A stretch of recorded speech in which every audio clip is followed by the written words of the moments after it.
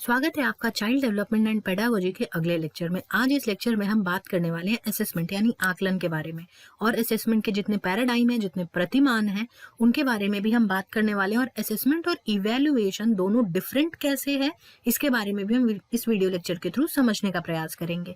और जितने CDP related content है, उन सारे कॉन्टेंट के वीडियो लेक्चर को अवेल करने के लिए आप हमारे चैनल के प्लेलिस्ट में जाइए, जहाँ बाल विकास एवं शिक्षा शास्त्र नाम से एक प्लेलिस्ट बनी हुई है। Go there and check it out for more CDP related content।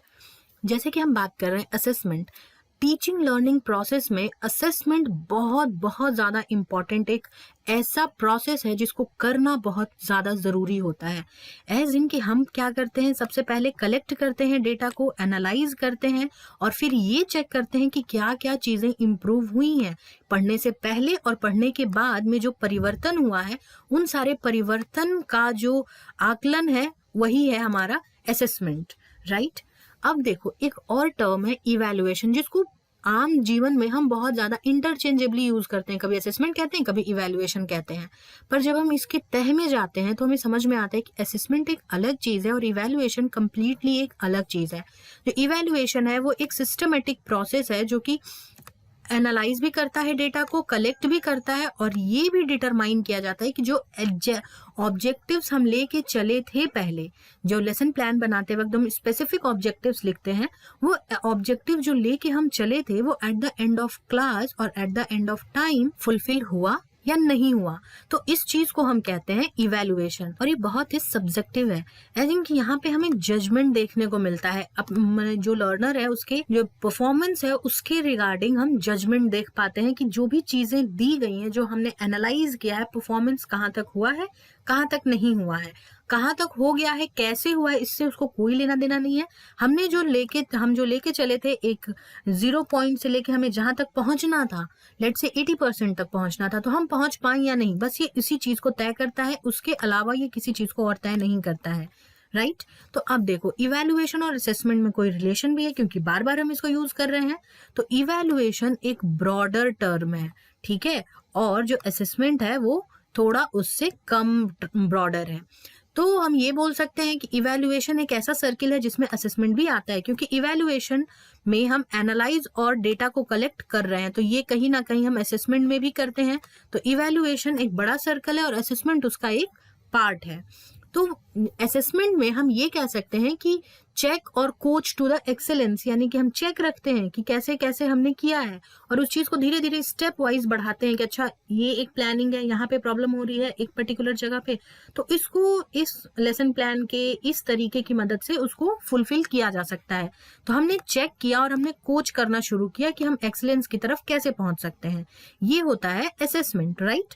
और इवैल्यूएशन होता है कि हमने चेक किया और ग्रेड कर दिया कि ठीक है, जैसा भी है, जो भी है, ये A लायक है, ये B लायक है, या इसमें बहुत ज्यादा इंप्रूवमेंट की जरूरत है। हमने ये नहीं बताया कि इंप्रूवमेंट कैसे होगा, हमने सिर्फ जजमेंट पास कर दिया कि ये A जैसा है, ये B जैसा है, या फिर ये बिल्कुल अच्छा नहीं है, ठीक है। ये हमें कहीं ना कहीं ये चीज बताता है कि यहाँ पे अब इम्प्रूवमेंट पॉसिबल नहीं है। तो जो पर्पस है, अब एक और चीज आता है कि पर्पस क्या होता है असेसमेंट का और इवैल्यूएशन का।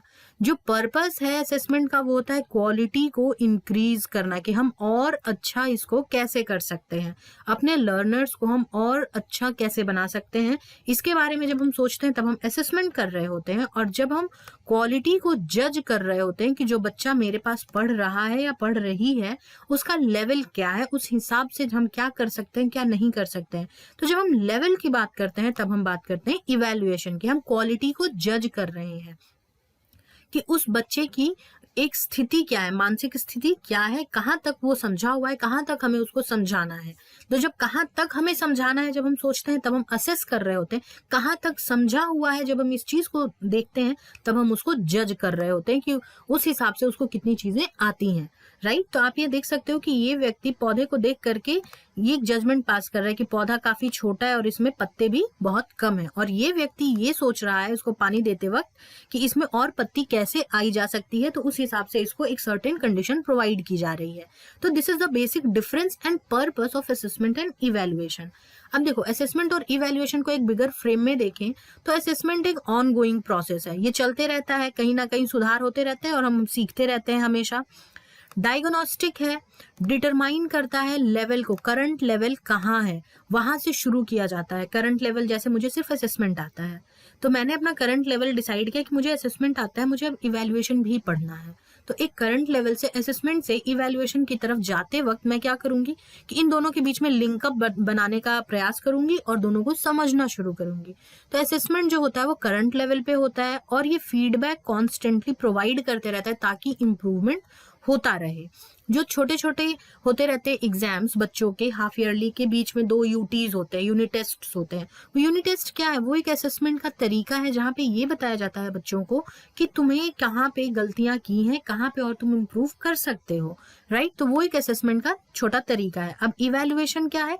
Evaluation is simple final examination, जहाँ पे क्लोजर है, जजमेंट है और साथ में ये करंट लेवल और प्रीवियस लेवल के बीच में कंपैरिजन है। हाफ ईयरली में कितना था, फाइनल में कितना है, बस इस चीज को क्लोज कर दिया गया, डेड एंड है वो। और यहाँ पे इम्प्रूवमेंट नहीं प्रोवाइड किया जाता है, बिल्कुल भी यहाँ स्कोप नहीं है इम्प्रूवमेंट का।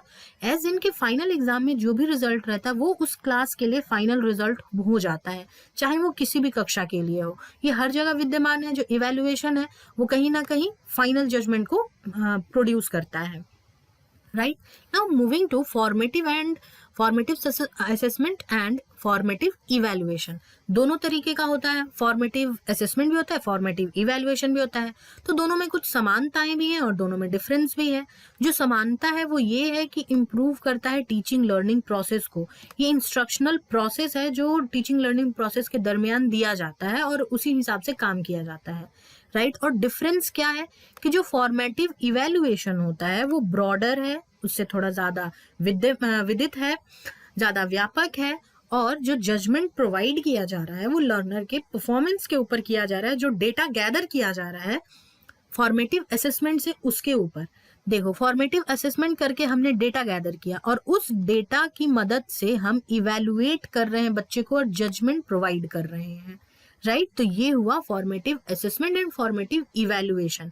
दोनों एक जहाँ पे डेटा गैदर करने की बात आ रही है वो है फॉर्मेटिव असेसमेंट और उस डेटा को एनालाइज करके जजमेंट प्रोवाइड करने की बात आ रही है तो वो है फॉर्मेटिव इवैल्यूएशन। तो अब देखो, फॉर्मेटिव टर्म यूज किया है तो फॉर्मेटिव टर्म हम तब यूज करते हैं जब टीचिंग लर्निंग प्रोसेस के दरमियान कोई इंस्ट्रक्शन दिया जा रहा है उसके लिए, ठीक है। ये चीज ध्यान में रखना कि फॉर्मेटिव असेसमेंट या फॉर्मेटिव इवैल्यूएशन जब भी हम करते हैं ये टीचिंग लर्निंग प्रोसेस के दरमियान किया जाता है, ठीक है। और निर्देशन दिया जाता है और उस निर्देशन को देने के बाद क्या सुधार हुआ है, कितना हद तक सुधार हुआ है, इस पे जब हमने जजमेंट प्रोवाइड कर दिया है तब हम करते हैं फॉर्मेटिव इवैल्यूएशन, ठीक है जी। अब चलते हैं सबमिटिव असेसमेंट की तरफ या समेटिव इवैल्यूएशन की तरफ।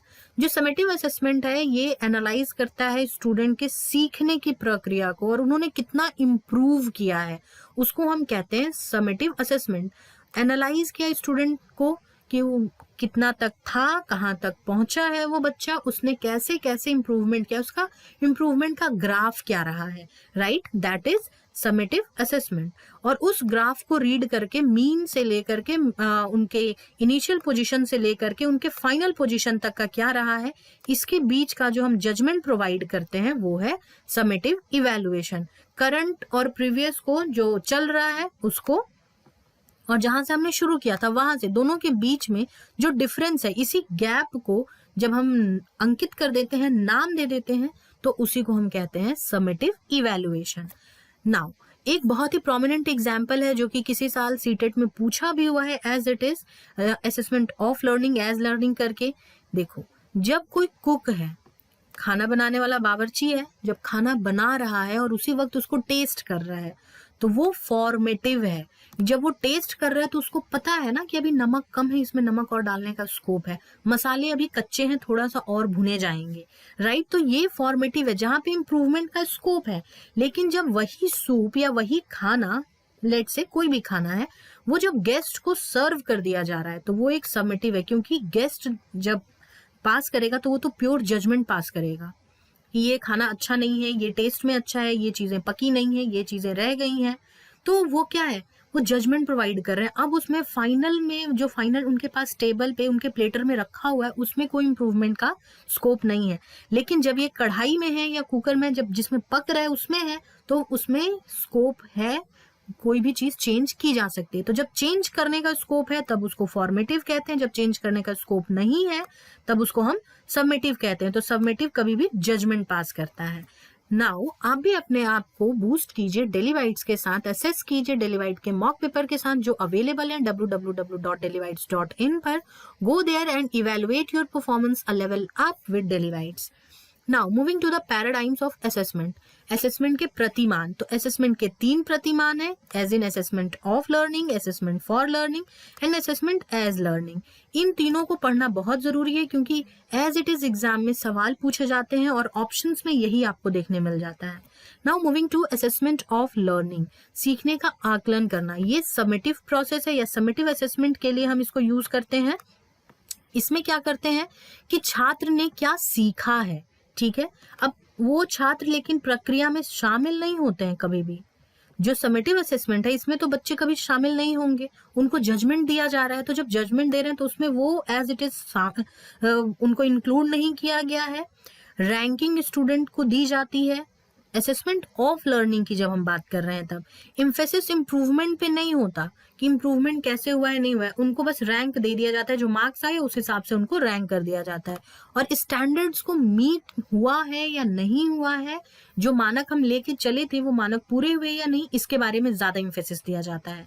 तो इसमें हम ये बोल सकते हैं कि जो स्टूडेंट है उसके इम्प्रूवमेंट को हम मीजर उतना नहीं कर रहे हैं, लेकिन उसका जो इनिशियल पॉइंट था उसके बाद फाइनल पॉइंट क्या है, इसमें क्या ग्राफ रहा है, इस ग्राफ को हमने रीड करके इसको एक रैंक प्रोवाइड कर दिया है, ठीक है। तो ये है assessment of learning. Now moving to assessment for learning, सीखने के लिए आकलन जब हम करते हैं तो ये एक फॉर्मेटिव असेसमेंट है। यहाँ पे देखो असेसमेंट यूज किया जा रहा है, तो बच्चे इन्वॉल्व होंगे इस प्रोसेस में। स्टूडेंट्स हमेशा ही इन्वॉल्व रहेंगे आकलन की प्रक्रिया में। उनकी प्रगति कैसे हुई है, उनकी प्रगति के लिए क्या क्या जरूरतें हैं, उन जरूरतों का आकलन करना है असेसमेंट फॉर लर्निंग। फीडबैक जो दिए जाते हैं बहुत ही डिस्क्रिप्टिव होते हैं, कहाँ कहाँ पे क्या चीजें गलत की हैं, किस तरीके से और इम्प्रूव कर सकते थे, और इस आंसर को इससे लिखने का बेटर तरीका कुछ नहीं हो सकता है। ये जब चीजें हम बताते हैं तब हम डिस्क्रिप्टिव फीडबैक देते हैं। तो ये आता है असेसमेंट फॉर लर्निंग में। ये एक कंटिन्यूअस प्रोसेस है, सिंस ये असेसमेंट है तो ये एक कंटिन्यूअस प्रोसेस होगा और इंक्रीजेस लर्नर्स मोटिवेशन, ये इंक्रीज करता है लर्नर के मोटिवेशन को, बिकॉज उसको अच्छे पॉइंटर्स के लिए मिल रहा है मोटिवेशन, उसको फीडबैक मिल रहा है कि इसने बहुत अच्छा काम किया है। जहां पे उसको इम्प्रूव करना है वो भी मानक उसको पता चल रहा है कि यहाँ पे गलत हो गया था, इसको अब सही कैसे किया जा सकता है, ये चीजें भी पता चल रही हैं। तो इंक्रीजेस लर्नर्स मोटिवेशन ऑल्सो, कि देखो अब स्टूडेंट को पता चला कि वो इम्प्रूव कैसे कर सकता है, उसको हेल्प मिला टीचर से और अदर मटेरियल और एड से कि वो इम्प्रूव कैसे कर सकता है, और फिर बच्चे ने इम्प्रूव करना शुरू किया। तो टीचर का यहाँ क्या काम है, टीचर एक फैसिलिटेटर के रूप में काम कर रहा है, उसको गाइड के रूप में मदद कर रहा है। और किस चीज के लिए मदद कर रहा है, ताकि उसका जो परफॉर्मेंस है वो बूस्ट हो सके, उसके लिए मदद किया जा रहा है।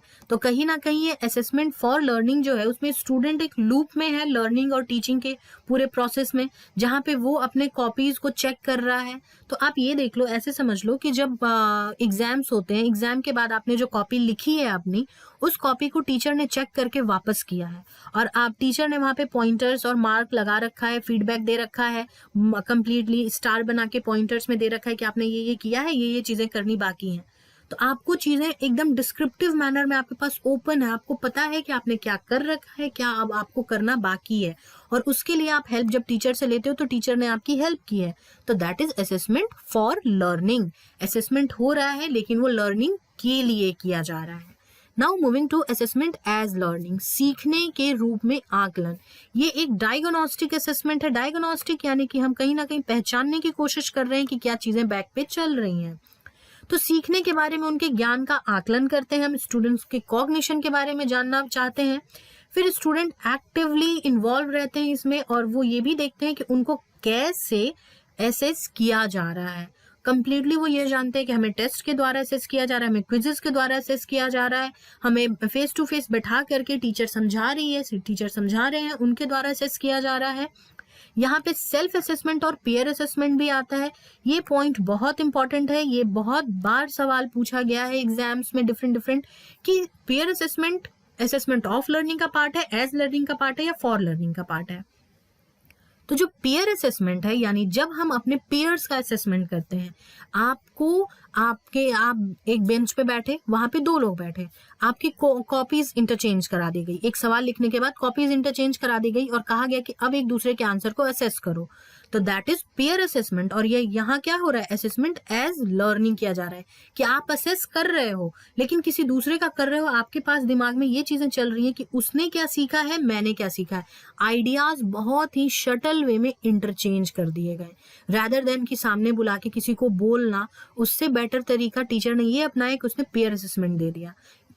ये सारी चीजें होती हैं।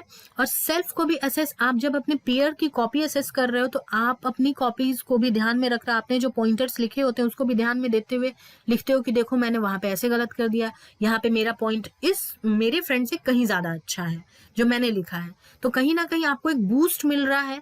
तो ये भी एक कंटिन्यूअस प्रोसेस है, सतत प्रक्रिया है जो चलते रहता है, लर्नर को मोटिवेशन प्रोवाइड करता है और कॉन्स्टेंटली मोटिवेशन प्रोवाइड करते रहता है कि आप और इम्प्रूव करो। तो this is assessment as learning, कि पूरे तरीके से हम सीखने का प्रयास करें कि हमने जो सीखा है और हमारे पीयर्स ने जो सीखा है वो डिफरेंट कैसे है, मिला हुआ कैसे है। और हम जब इस तरीके से असेसमेंट करते हैं तो बहुत ही ज्यादा वाइड टर्म्स में हमें पता चलता है कि हम क्या सीख पाए हैं, कितना सीख पाए हैं। तो ये सारी चीजें जब हम करते हैं तब हम करते हैं assessment as learning. Now assessment for learning और असेसमेंट एज लर्निंग में कुछ बेसिक समानताएं और डिफरेंसेस भी हैं, तो हम देख लेते हैं इसमें क्या है कि शिक्षण प्रक्रिया में सुधार के लिए शिक्षकों को छात्रों का ज्ञान, समझ और कौशल के बारे में जब जानकारी का उपयोग करना होता है तब वो असेसमेंट फॉर लर्निंग कहते हैं। वहां पे वो लोग जो स्टूडेंट की नॉलेज है, स्किल्स हैं, उन सबको यूज कर रहे हैं ताकि वो स्टूडेंट को और इम्प्रूव कर सके, तो that is assessment for learning. और असेसमेंट एज लर्निंग में स्टूडेंट खुद इन्वॉल्व होता है, वो खुद रिफ्लेक्ट बैक करता है कि हमने जो किया है वो क्या सही है, क्या गलत है, कितना हद तक सही है और क्या पॉइंटर्स ऐड कर सकते थे। तो ये होता है असेसमेंट एज लर्निंग। और असेसमेंट फॉर लर्निंग में फिर आता है कि टीचर फीडबैक प्रोवाइड करते हैं अबाउट लर्निंग ऑफ स्टूडेंट और वो किस तरीके से इम्प्रूव कर सकते हैं उसके बारे में यहाँ पे टीचर्स प्रोवाइड कर रहे हैं। और यहाँ पे स्टूडेंट खुद से इस चीज को समझने का प्रयास करते हैं कि हम और कैसे इम्प्रूव कर सकते हैं। तो ये है असेसमेंट एज लर्निंग। तो चलिए क्विक रिकैप कर लेते हैं अभी assessment for learning, as learning and of learning में हमने क्या पढ़ा है। असेसमेंट फॉर लर्निंग में टीचर जो है फीडबैक प्रोवाइड करते रहते हैं स्टूडेंट को और ये बताते रहते हैं कि वो इम्प्रूव कैसे कर सकते हैं। और इसमें वो किस चीज का यूज करते हैं, स्टूडेंट के इंफॉर्मेशन का, उनके संज्ञान का, उनके नॉलेज का यूज करते हैं वो, राइट। असेसमेंट एज लर्निंग में स्टूडेंट को इन्वॉल्व किया जाता है उस प्रोसेस में, पूरे कंप्लीटली उस प्रोसेस में, और स्टूडेंट खुद को सेल्फ असेस करते हैं और टीचर के फीडबैक की मदद से वो रिफ्लेक्ट बैक करते हैं, वो खुद से सोचते हैं कि हमें और क्या करने की जरूरत है जिससे कि कंसोलिडेट हो जाए हमारा ये पॉइंट। तो उसको वो लर्निंग गोल्स की तरफ जिस तरीके से बढ़ रहे हैं टीचर और स्टूडेंट दोनों, स्टूडेंट का सेल्फ असेसमेंट और टीचर का फीडबैक दोनों मिलकर के एक पूरे तरीके से लूप बना रहा है और उस लूप में असेसमेंट एज लर्निंग आ रहा है। नाउ असेसमेंट ऑफ लर्निंग, यहाँ पे टीचर जो है एविडेंसेस प्रोवाइड करते हैं स्टूडेंट के लर्निंग के लिए और उनके अचीवमेंट को बताते हैं लर्निंग गोल को डिफाइन करने के लिए और स्टैंडर्डाइज रखते हैं कि ये स्टैंडर्ड है, ये मीट हुआ है या नहीं हुआ है, इस तरीके से। तो that is assessment of learning. Now this was wrap on this video. आप हमारे टेलीग्राम चैनल से जुड़ सकते हैं जिसका लिंक आपको डिस्क्रिप्शन बॉक्स में मिल जाएगा, जाएं वहां जुड़े और नए वीडियोस के अपडेट को प्राप्त करें। और अब आप मुझसे इंस्टाग्राम के थ्रू भी जुड़ सकते हैं जिसका लिंक डिस्क्रिप्शन बॉक्स में मिल जाएगा। Until then stay tuned, stay connected to daily vibes. God bless you all.